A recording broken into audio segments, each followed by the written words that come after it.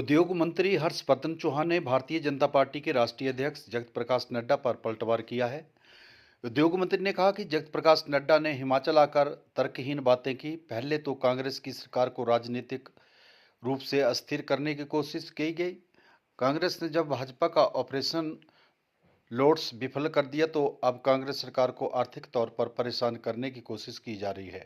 केंद्र में भारतीय जनता पार्टी की सरकार हिमाचल की कांग्रेस सरकार का आर्थिक रूप से गला घोंटने की कोशिश कर रही है। हर्षवर्धन चौहान ने कहा कि कांग्रेस सरकार जगत प्रकाश नड्डा से घबराती नहीं है। सरकार पूरी मजबूती के साथ काम कर रही है। नड्डा जी चंबा में आए हैं और हिमाचल प्रदेश में आए हैं, कोई ऐसी बात नहीं है। ठीक है, वो भारतीय जनता पार्टी के राष्ट्रीय अध्यक्ष हैं और वो अलग अलग हिंदुस्तान के अलग अलग जगहों में जाते हैं, तो एक उनका पार्टी का अलग कार्यक्रम है।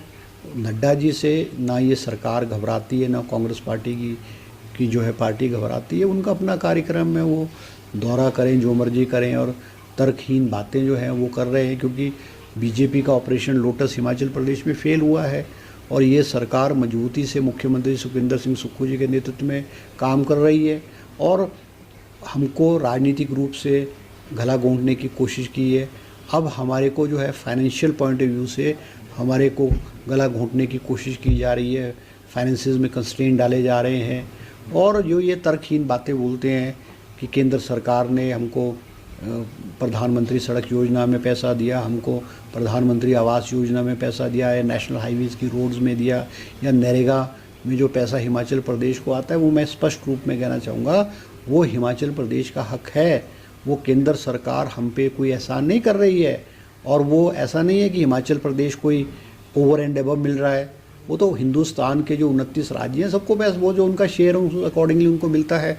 अब आप पीडीएनए का हमारा पैसा हमको 2023 में 9,000 करोड़ रुपए का नुकसान हुआ, हमको उस हिसाब से हमको पैसा हिमाचल प्रदेश को पीडीएनए में पैसा नहीं मिला है। आज भी हमारा 8,000 करोड़ के करीब जो गवर्नमेंट ऑफ इंडिया के पास पेंडिंग है। तो ये बहुत सारे इश्यूज हैं जो हम चाहते हैं एमिकेबली जो है वो सेटल हों, मगर उन्होंने मेडिकल पार्क डिवाइस को हम तो कहते हैं कि जो भी एक्शंस हैं या हमारे जो वीडियोस हैं वो जो एम फॉर्म जो कॉन्ट्रैक्टर या जो आपका काम कर रहा है वो जब वो आपको देता है तो आप उसको वेरीफाई तो करो ना, क्यू कोड को वेरीफाई करो वो एक्चुअल है कि फेक है।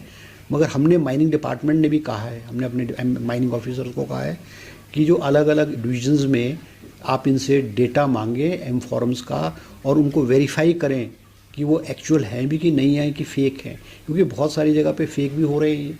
अब कुछ एम फॉर्म जो स्टेट से बाहर के आ जाते हैं, स्टेट से बाहर के आकर के जो ऐसे हमने कहा है कि एम फॉर्म जहाँ वर्क है उसमें विदिन 50 किलोमीटर्स के अंदर से ही आपको जो है सोर्स होना चाहिए।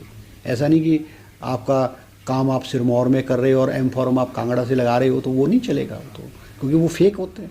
क्योंकि कांगड़ा से या किसी एक जगह से दूसरी जगह को ट्रांसपोर्ट करना, एक तो कॉस्ट ऑफ मटेरियल बहुत हाई हो जाए, ट्रांसपोर्टेशन कॉस्ट बहुत हाई, तो हम इसको रोकने की कोशिश कर रहे हैं।